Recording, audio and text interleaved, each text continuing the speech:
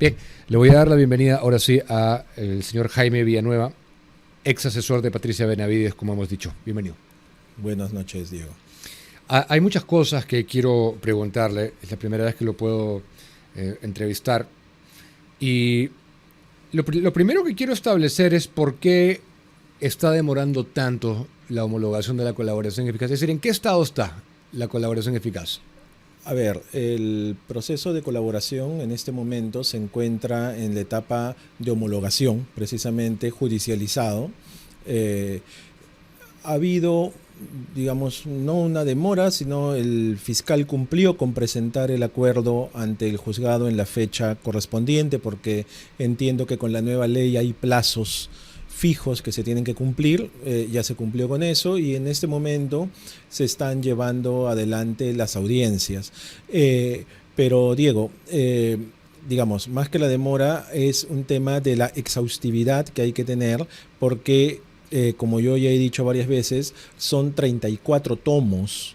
Cada uno más o menos son algo de 20.000 folios sobre 22 hechos. Entonces es abundante material que el fiscal tiene que exponer ante el juez para que éste pueda tomar la decisión de homologar el acuerdo, que digamos sigue su proceso normal, con la absoluta seguridad de que será homologado por la contundencia de la carga probatoria que existe, de la corroboración que existe. Es decir, ¿no? Que sí el juez lo va a homologar en esta ocasión. Lo que pasa es que ante 34 tomos de corroboraciones realizadas por el Ministerio Público, en 22 hechos diferentes que son parte de la colaboración, yo creo que siguiendo, digamos, la legalidad y el sentido común, no habría manera de no homologar ese acuerdo. Bueno, eso es lo que pensábamos todos en el contexto de la investigación de José Domingo Pérez, Rafael Vela y Gustavo Gorriti, que es mi primer gran tema acá. El archivamiento de la denuncia contra ellos. El timing, ¿no? Puntualmente a Gorriti se le acusaba de tráfico de influencias, colusión, influencia indebida en fiscalía. Por eso es que se habló de cohecho, no en términos tradicionales, pero cohecho según beneficios se refiere, ¿no? Sorprendió el timing. ¿Por qué cree que se terminó archivando esa investigación? Mire, yo he señalado, y lo he señalado, digamos, porque conozco el procedimiento no jurídico, ¿no? Sino el procedimiento fáctico, digamos, en ese tipo de casos. Cada vez que el poder se siente amenazado frente a una investigación, lo que primero realiza es cambiar al investigador, ¿no? En este caso, yo he señalado también cómo es que coincidentemente se produce un cambio de fiscal. La anterior fiscal de la Nación, Delía Espinosa, saca al doctor Alcides Chinchay, que era el fiscal supremo provisional encargado de esa investigación, para colocar en su lugar a Zoraida Ábalos. Habían dos fiscalías. Fue reciente. Eso ha sido en el mes de agosto, me parece. Habían dos fiscalías supremas provisionales, Diego. Pudo haberla puesto en cualquiera de las dos. Ella decidió sacar al doctor Chinchay y colocar a Zoraida Ábalos en esa fiscalía donde sabía que se estaba investigando al señor Gorriti, a Pérez y a Vela. Pero no solo eso, sino que además se cambia también al fiscal adjunto supremo que estaba a cargo de la investigación. Quien llevaba la investigación era el doctor Luis Zapata. Él es el que ha tomado mi declaración, por ejemplo, yo he declarado ante él, pero curiosamente es también sacado de la investigación porque el que firma esa resolución de archivo es otro fiscal adjunto supremo, un tal Casaverde, me parece, ¿no? Es que no lo conozco, nunca he oído su nombre en el Ministerio Público, pero él aparece firmando el documento. Entonces ha habido cambio no de uno, de dos fiscales. Es mutatis mutandis la misma estructura, el mismo procedimiento que realizó Patricia Benavides cuando cambió a la fiscal Revilla, al fiscal Zapata también precisamente, para que, digamos, se logre el sobreseimiento del caso de su hermana. Es exactamente lo mismo, solo que ahora realizado del otro lado, vamos a decir, y que por supuesto ha pasado inadvertido, ¿no? No, bueno, por un sector de la prensa sí, pero nosotros acá lo denunciamos el día que ocurrió. O sea, Delia Espinosa lo que hace con esa maniobra es comparable a lo que hizo Patricia Benavides con la fiscal Revilla. Es exactamente lo mismo. Ok. Motivaciones, ya eso es otro tema, pero es un ejemplo. Ambos procesos, ambos casos, se cambia el fiscal con el propósito de que la investigación sea archivada. El fiscal, el doctor Chinchay, Alcides Chinchay, para que la gente lo entienda, porque para el ciudadano a pie puede ser un nombre, sencillamente, ¿no? Es una persona, al menos de las digamos, referencias a las que yo he accedido, correcto, valiente, y que tratándose de una investigación de tan alto perfil, creo yo, no hubiera archivado, sino hubiera formalizado. ¿Usted cree que si hubiera no sido cambiado, hubiera terminado? Mire, frente al vencimiento del plazo, ¿no? El fiscal tiene dos opciones: o formalizar la investigación o archivarlo. Formalizar la investigación significa continuar investigando. Justamente aquí lo que ha pasado es que este señor Casaverde ha claudicado ante su función de pesquisa, de investigador. El fiscal es el que investiga. Este señor Casaverde, por ejemplo, ¿no? Señala que yo debía haber dicho el cómo, cuándo, cómo. Bueno, yo no soy el fiscal, yo soy testigo, el que tiene que investigar es él. Su trabajo es ese, no es el mío. El mío es decir las cosas de las que yo tengo conocimiento, pero a quien le toca llevar adelante la investigación es el fiscal, cosa que no ha hecho, o por lo menos en su resolución no aparece. El doctor Chinchay, además de ser un adjunto supremo titular de mucha antigüedad en el Ministerio Público, es un referente académico entre los abogados, es una persona sumamente correcta. Yo, digamos, no podría decir cuál hubiera sido su decisión final, porque yo, digamos, más allá del testimonio que yo he dado, no conozco cuáles son el procedimiento de la investigación, pero estoy seguro que él hubiera tomado la decisión correcta. No hubiera, fiscalmente correcta. Yo creo que él no hubiera claudicado a su función fiscal de continuar investigando. Le digo porque cuando he pedido las referencias y la gente con la que consulté me decía si tenía que recaer sobre un fiscal algo de tan alto perfil, de quien se presume tiene tanto poder en el Ministerio Público, que bien que haya sido sobre Alcides Chinchay. Él va a seguir. Pero lamentablemente fue cambiado. Lo cambiaron. Ahora, una pregunta que siempre le he querido hacer es: ¿cuál ha sido el poder real de Gorriti en el Ministerio Público? ¿Cómo lo describiría? Mire, él ha tenido un poder que ha ido increciendo dentro de la institución, ¿no? Primero con el tema Lavallato y la conformación del equipo especial. Antes incluso de la conformación del equipo especial formado por Vela y Pérez, él ha tenido mucha influencia, o no sé si la seguirá teniendo, en el fiscal Pérez, digamos, porque él era, y yo lo he dicho y me reafirmo, el que prácticamente direccionaba todas la estrategia de investigación del caso Cócteles. Luego, en el año 2018, se produce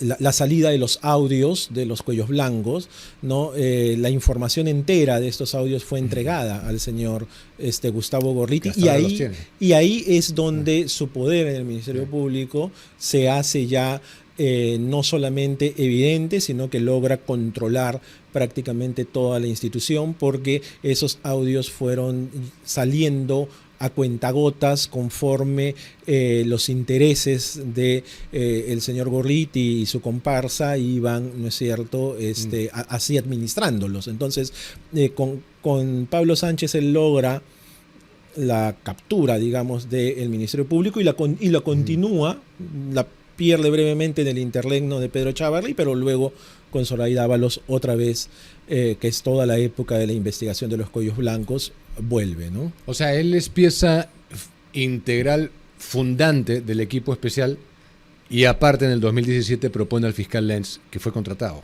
¿no? Al fiscal Lenz, que efectivamente fue contratado. Quien lo propone, y yo también lo he dicho, es Gustavo Gorriti. A mí él varias veces me ha llamado a preguntarme cómo iba, que averigüe sobre la contratación de Lenz. Gustavo Gorriti. Gorriti lo llamaba para preguntarle en qué iba tal o cual investigación. No, la contratación del señor Lenz. Contratación de Lenz. Sí, claro. Mira, van a salir a decir que el papel dice que no que fue el fiscal, y que esa es la parte formal, ¿no? Yo he señalado varias veces en mis declaraciones que yo lo que estoy narrando no es el funcionamiento formal de la institución. Yo lo que estoy narrando es el funcionamiento real, la parte oscura, digamos, la parte que no se ve. No es como cuando yo he dicho, no, yo recomiendo a José Domingo Pérez para que lleve el caso Cócteles, y Pérez dice, no, porque el que manda el oficio al fiscal de la Nación es Vela. Claro, evidentemente tiene que ser Vela porque él era el coordinador, pero Vela, ¿de dónde conocía a Pérez? O sea, Vela se le despertó un día y dijo, voy a proponer a José Domingo Pérez. Eso no sucedió de esa manera, Diego. Pero todo lo que nos hemos ido enterando a lo largo del proceso, el escritorio de IDL, ¿no? Romina Mela, las comunicaciones con Brasil en representación de Pablo Sánchez, que es el Ministerio Público peruano, etcétera, todo eso lo ha vivido directamente. O sea, no es una versión de un tercero. Yo he contribuido directamente a la conformación no de uno, sino de 3 equipos especiales en el Ministerio Público. El equipo especial Lavallato, el EFICOP y el EFICAVIP, que es el que investiga a las víctimas de las protestas. Son 3 equipos especiales. Entonces a mí no me lo han contado. Yo he estado ahí, yo he visto a Romina Mela en el despacho de José Domingo Pérez, en un escritorio. ¿Qué dice este señor, cómo se llama? El fiscal que ha archivado, me olvido el nombre. Casaverde. ¿Qué dice este señor Casaverde? Dice que como yo en una declaración digo que ella estaba en una computadora y en otra declaración otro día digo que estaba en una laptop, entonces hay una contradicción en mis declaraciones, pero lo único que muestra es su ignorancia, porque si tú vas a la definición académica, una laptop es una computadora portátil. ¿Ya? Entonces él se agarra de ahí para decir que ha habido una contradicción, desmereciendo algo que no solo he dicho yo. El señor Miguel Girao también lo ha mencionado, también lo ha declarado, y evidentemente el señor Girao sería el menos interesado en corroborar una afirmación mía, porque él también, digamos, hace parte de lo que yo he delatado, ¿no? Entonces, hay una serie de contradicciones, sobre todo en el caso de Romina Mela. Nunca se me citó, dice que ella no estaba en la parte administrativa. Bueno, el fiscal no sé cómo sabe eso. A mí nunca se me citó para hacer una diligencia de reconocimiento de la oficina, para que yo pueda decir dónde estaba el escritorio. Nunca se me citó para eso. Debo entender que nunca se hizo esa diligencia. O sea, no les interesaba saber nada. No les interesó, pues, investigar. Eso es evidente de la resolución de ese señor Casaverde. Las razones del archivamiento. Porque tiene una suerte increíble este señor. Se archiva esta, que es la conjunta con Vela y Pérez, pero también se archiva previamente la de Pablo Sánchez, que tenía que ver con él. Ah, por supuesto, que también lo archivó Delia Espinosa. Exactamente. Entonces son dos cosas muy cuestionables en la gestión de Delia Espinosa. No solo esa, Diego. Delia Espinosa, al cuarto día de ser nombrada fiscal de la Nación, al cuarto día, archiva una investigación contra Pablo Sánchez. ¿Ya? Una investigación que tenía más de 20 tomos sobre el caso Chisaca e intercambio de archivos con Patricia Benavides. Yo me pregunto si la fiscal de la Nación en 4 días puede leer una carpeta de esa envergadura para tomar además la decisión de archivar, ¿no? Curiosamente, yo eso no lo puedo afirmar, pero sí es un hecho, ¿no? 4 días antes o una semana antes, Pablo Sánchez había votado a favor de Delia Espinosa para que ésta sea fiscal de la Nación.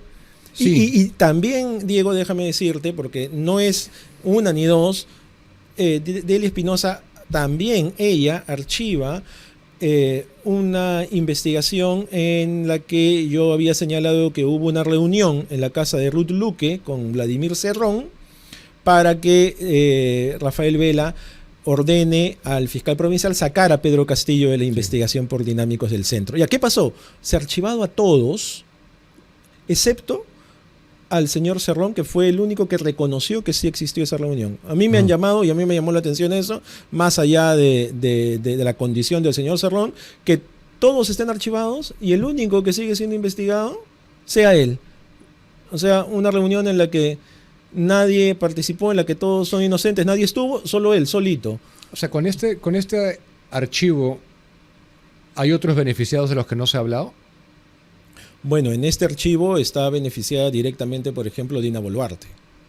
Uno de los ¿En el hechos, contexto de qué? uno de los hechos que se investiga, que ha archivado este señor Casaverde, es relacionado con Dina Boluarte. ¿Por qué? Porque estamos en noviembre del 22, ¿ya? Octubre-noviembre del 22, se iba a formalizar la investigación de Dinámicos del Centro y pedir prisión preventiva, digo.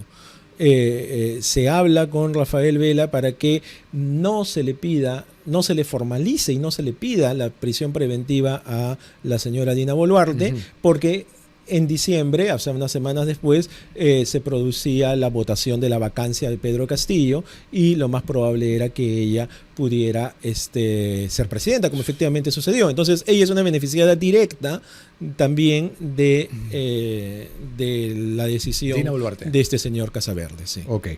Pero en el contexto de Dinámicos del Centro. En el contexto de Dinámicos del Centro, pero es un hecho que fue investigado, que estaba siendo investigado acá. Ok. Vamos con digamos, con el rol de usted y Patricia Benavides en el contexto de cómo saltó esto a la palestra, que es materia de la colaboración eficaz en sí, ¿no? Regresando un poquito en el tiempo, ¿usted fue el canal de comunicación entre Patricia Benavides y el Congreso? Correcto. ¿Pero qué se buscaba con esto? ¿Puede dar un ejemplo específico de una comunicación entre el Ministerio Público y el Congreso? ¿Era archivar, dilatar? ¿Era una ganancia política? ¿Qué se negociaba? ¿Qué se hablaba ahí? Había muchos tipos de negociación. Lo que a Patricia le interesaba era, en un primer momento, que las investigaciones que ella tenía en la Subcomisión de Acusaciones Constitucionales fueran archivadas.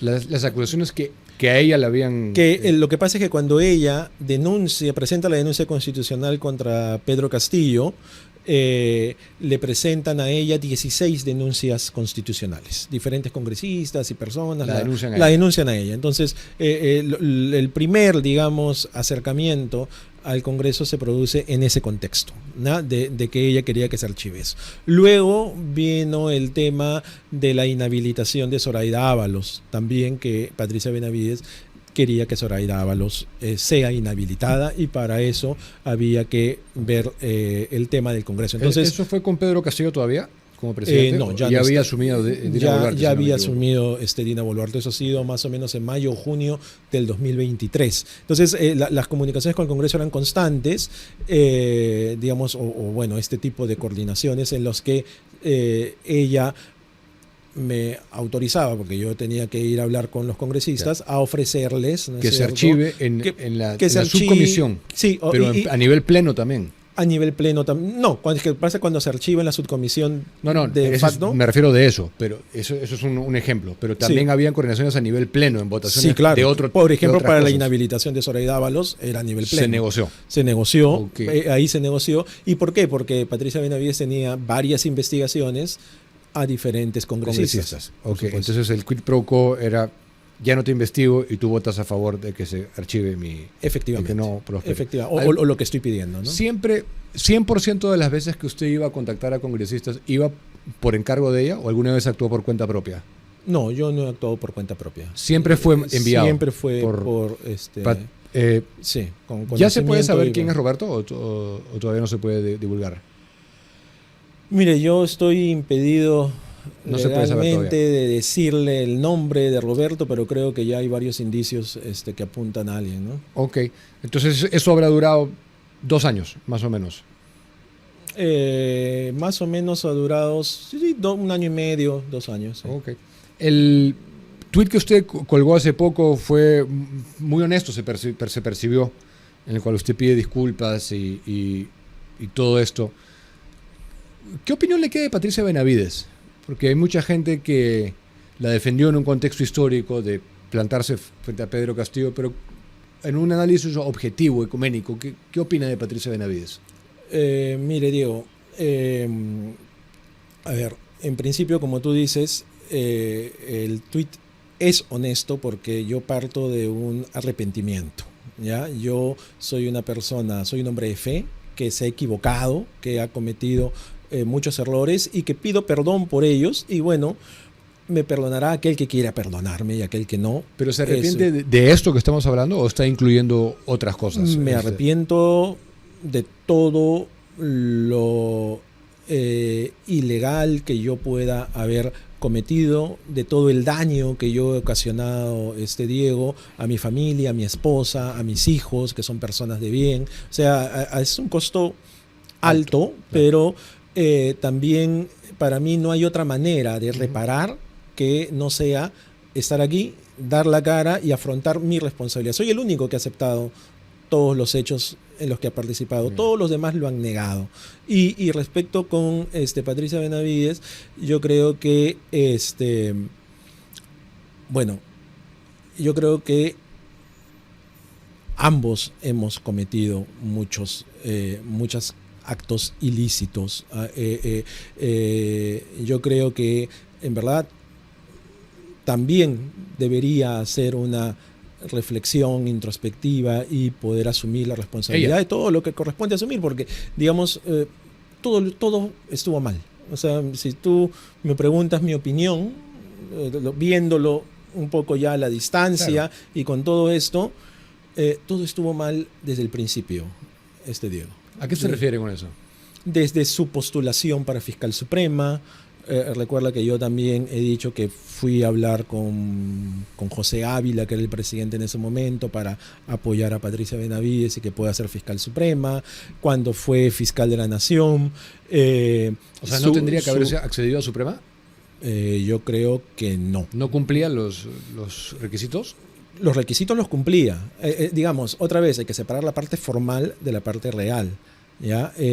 Formalmente cumplía los requisitos, digamos, sacó 100 puntos en evaluación curricular. Hoy sabemos que la tesis, ética su elección. Hoy sabemos que la tesis fue transparente. Claro, hoy sabemos que la tesis doctoral es una copia, entonces de repente no debió tampoco. O sea, desde ahí ya había un problema serio. O sea, usted confirma la versión de que la tesis no es inválida. No, porque yo se lo he preguntado a ella cuando lo...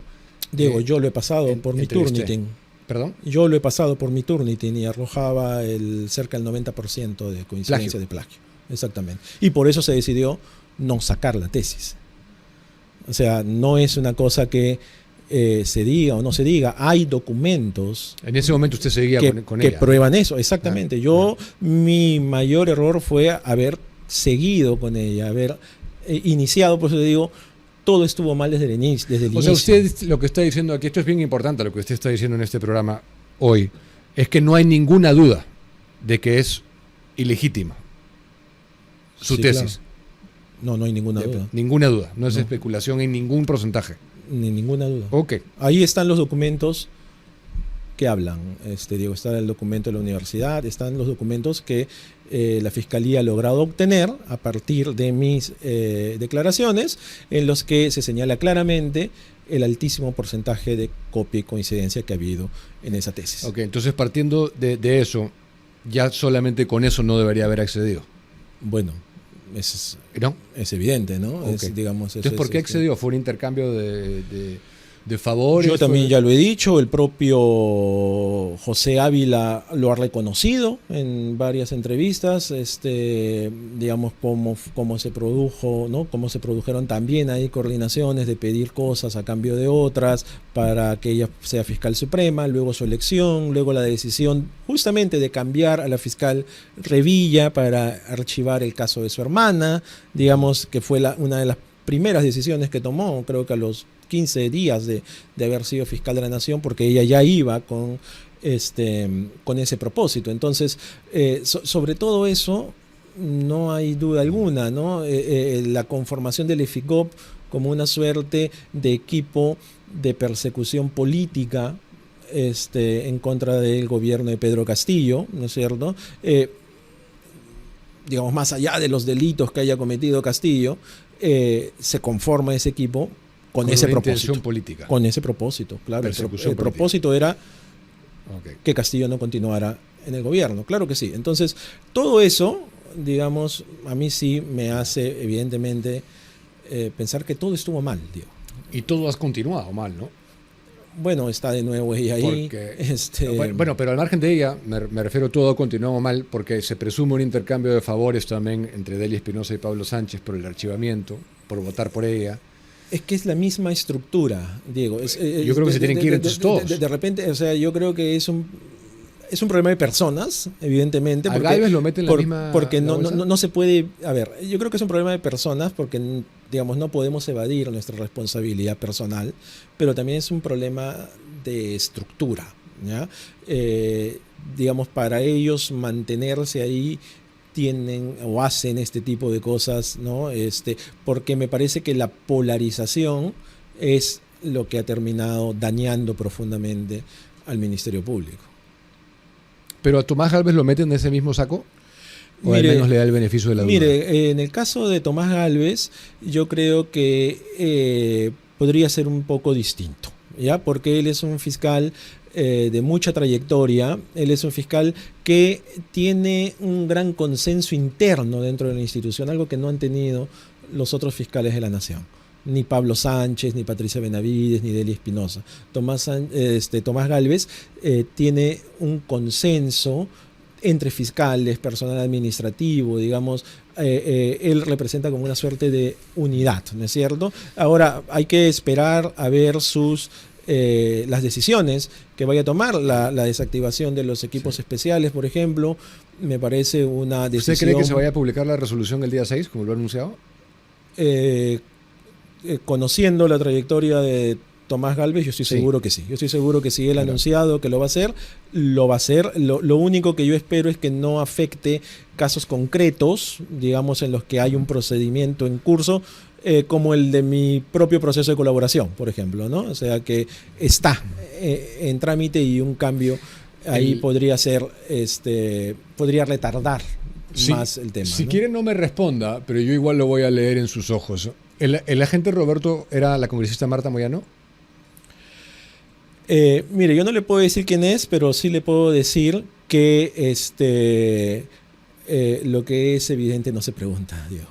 Ok, a buen entendedor, pocas palabras. ¿Usted llevó a Gustavo Gorriti al Ministerio Público? Sí.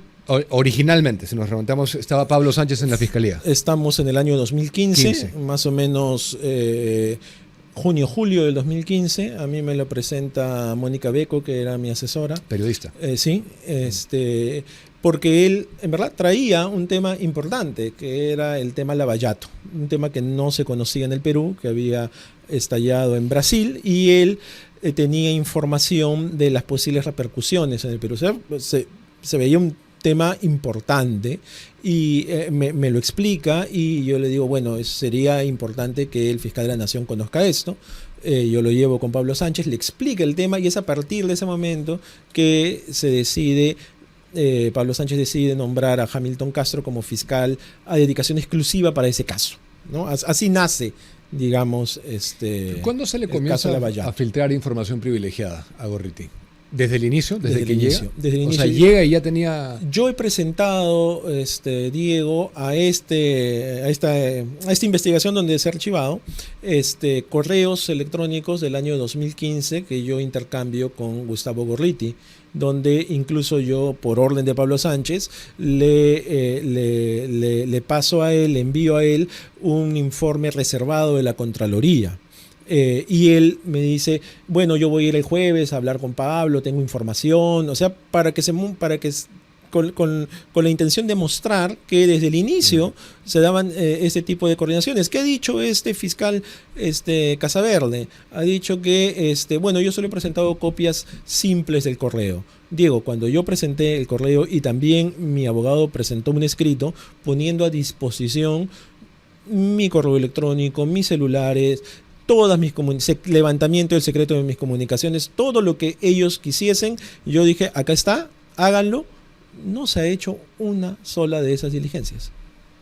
No se ha abierto mi correo, no se ha pedido mi geolocalización de celular, no se ha hecho absolutamente nada, lo mínimo que se tendría que hacer para llevar a cabo una investigación. Y encima, este señor Casaverde tiene la tosudez de decir que yo he presentado copias simples. Bueno, y de eso quiero hablar también en el contexto del celular, del peritaje que nunca se ha llevado a cabo de Janet Talavera, ¿no? Que en su momento pensamos que iba a llegar a algo. Pero para cerrar el tema de Gorriti, la gente que de alguna manera lo defiende no se inmutó cuando pasó lo de la diligencia de exhibición voluntaria de Rodrigo Rurush, la llamada, la cancelación, lo que ya sabemos, fiscal de la Nación Pablo Sánchez. ¿Eso era normal en esa época? Que un periodista, es decir, yo me dedico a esto y yo no tengo el teléfono del fiscal de la Nación, ni mucho menos se me ocurre llamarlo, para nada, ¿no? Más que por ahí solicitar una entrevista, pero no a través directamente, ¿no? Sino, ¿eso era normal en esa época? No, por supuesto, eso no es normal en ninguna época, Diego. Pero claramente sucedió y lo hacía. Es que eso es producto de una relación privilegiada, evidente, que tenía el señor Gorriti con el fiscal Pablo Sánchez. O sea, eso yo también lo he dicho varias veces, ¿no? Digamos, el señor Gorriti ha tenido una relación privilegiada con Pablo Sánchez y con otros fiscales de la Nación también. Y una muestra de ello es cómo tiene la capacidad de llamar al fiscal de la Nación para que se suspenda una diligencia, claro. Digamos, eso no lo puede hacer nadie. Y si hablábamos lo que hablábamos hace un momento de que favor se paga con favor y estamos cuestionando todo, no todos estos años, sin hacer distinciones básicamente, ni exoneraciones en nombre de nadie, ¿por qué cree que Tomás Gálvez no ha reabierto esa carpeta? O sea, yo se lo pregunté acá, en una entrevista que se puso bien subida de tono, porque no le gustó que yo lo confronte con algo que es una pregunta absolutamente válida. Mira, no sé las razones que haya tenido Tomás Gálvez. Lo da para que la imaginación vuele, ¿no? Lo que sí te puedo decir es que no se me ocurriría sospecharle algún tipo de coordinación o relación entre el señor Gorriti y Tomás Gálvez, ¿no? Porque Tomás Gálvez ha sido...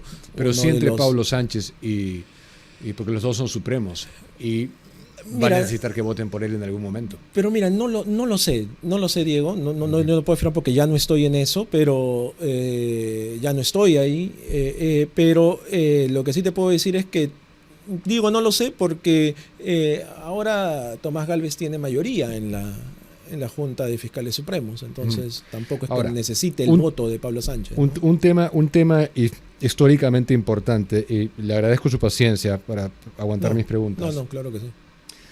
Es el caso de Yanet Talavera. Ajá. Nunca se ha llevado a cabo el peritaje. En su momento esto, por lo menos a los dos fiscales estrella, los puso bien nerviosos. Estamos hablando ya de hace 4 o 5 años. 5 años 5 años. Bueno, nunca se ha llevado. La primera pregunta que le quiero hacer es ¿por qué considera que nunca se llevó a cabo el peritaje de su celular? Y ¿qué información obtenía usted? Estamos hablando en el contexto electoral. Correcto. ¿Obtenía información de lo que el jurado estaba resolviendo? Correcto.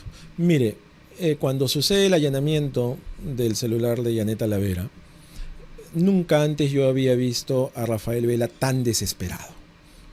Recién se hace el anuncio. El día que se allanó el celular. Él me llamó el día que se allanó el celular, desesperado, diciéndome, Jaimito, ese celular no se puede conocer, no puede salir lo que hay ahí, hay información, había desde información personal, privada, hasta información, digamos, pública, y lo que él me dijo en aquella oportunidad es que había muchas personas involucradas, hay gente de mucho poder involucrado en ese celular, en el que se producían las coordinaciones entre la señora Talavera, el señor Vela, ¿no? Y Salas Arenas, que era el presidente del Jurado Nacional de Elecciones. Y eso a mí, y yo lo he dicho en la Fiscalía, Diego, eso a mí me consta, porque en ese momento yo estaba apoyando a la señora Verónica Mendoza y estamos en el contexto de la segunda vuelta electoral. Apoyando?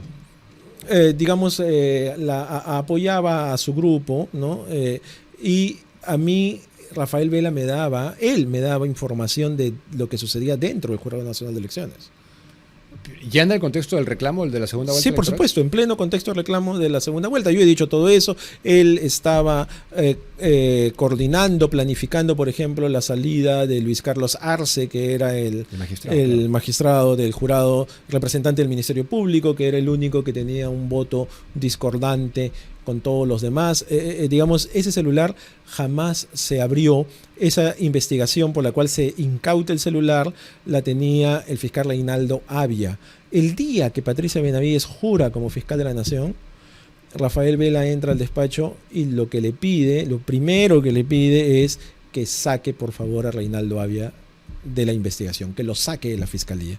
Y efectivamente, al segundo o tercer día, Patricia Benavides cumple con lo que Rafael Vela le había pedido y saca a Reinaldo Avia, porque lo que a él le interesaba era que ese celular no pueda ser deslacrado ni peritado, que no se sepa lo que hay en el celular. Por eso te digo, cuando hay un cambio de fiscal, hay que preocuparse, porque pues sobre todo cuando estás en el periodo de investigación. Eso también quiero que sea claro.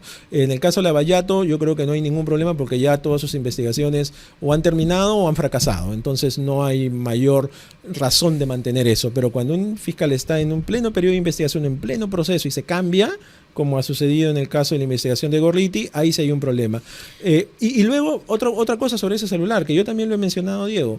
Delia Espinosa nombra como gerente de peritajes, cuando Alcide Chinchay dice voy a hacer el peritaje, pide el celular, ella nombra como gerente de peritajes al señor Alfredo Navarro.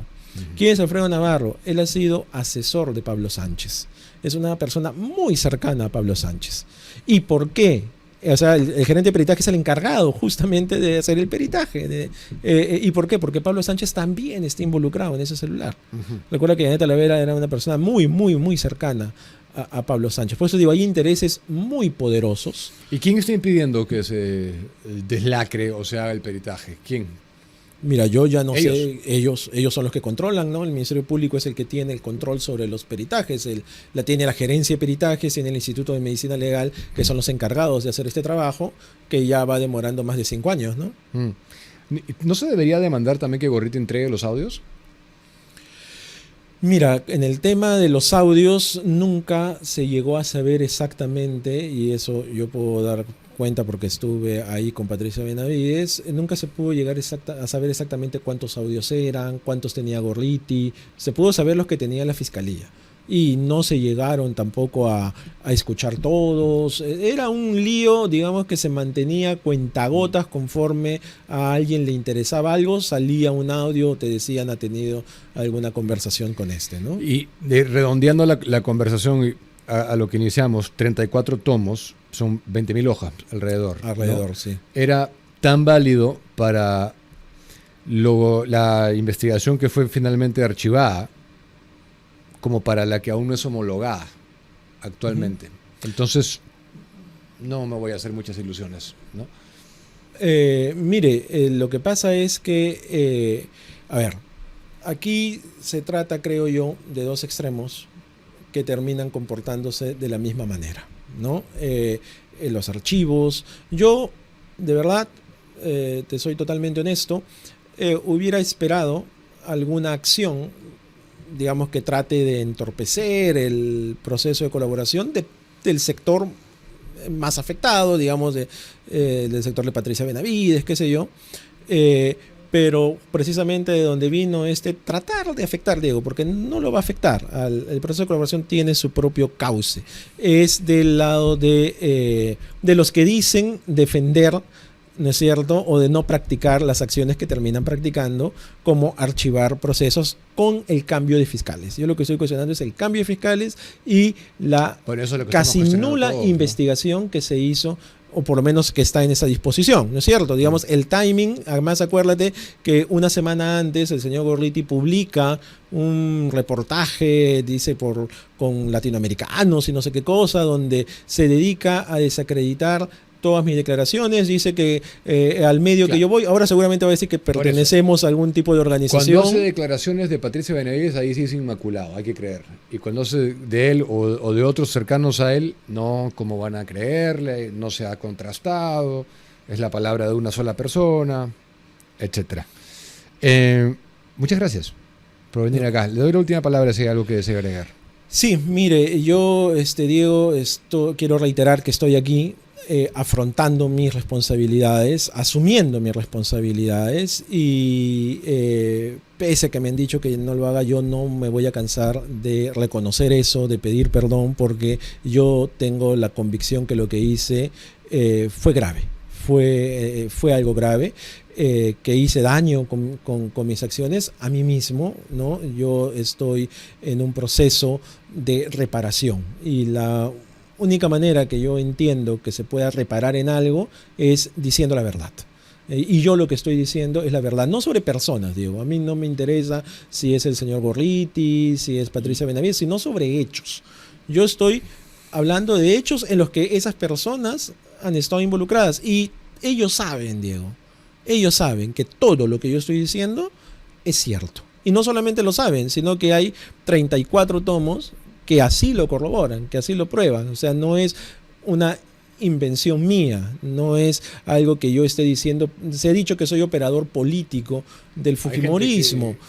¿Ya? El señor Pérez dice que como Fuerza Popular me ofreció como testigo en cócteles, entonces soy operador del fujimorismo. Bueno, el primero que me ofreció como testigo fue él.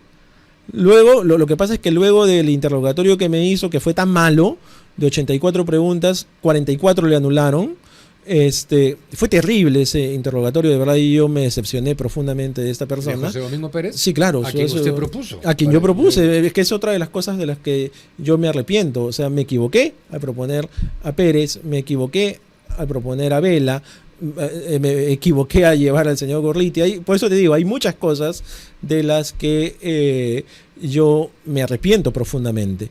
Entonces, luego de ese interrogatorio, seguramente lo pensó mejor y dijo, ya no lo presento como testigo, pero él mismo quería presentarme como testigo. O sea, ¿cómo voy a ser yo operador del fujimorismo, Diego, si por mis declaraciones hay varios congresistas fujimoristas que están siendo también investigados? O sea, mi afán acá, yo he participado lamentablemente del lado más oscuro y de lo peor de la política, ¿ya? Y con todo esto que me ha sucedido, lo menos que yo quiero es estar involucrado nuevamente en eso. Ya tuve suficiente, ya aprendí la lección, digamos, ya me siento muy mal por todo eso. No es fácil para mí salir a decir todo esto, no es una cosa sencilla, pero siento también que tengo que hacerlo porque hay que defender lo que es verdad. Hay que llegar a la verdad. Así Eso es lo que queremos. Venga de donde venga y incrimine a quien incrimine, ¿no? La verdad es lo que queremos. Gracias por estar acá. Gracias a usted. Le agradezco por haber estado con nosotros todo este tiempo.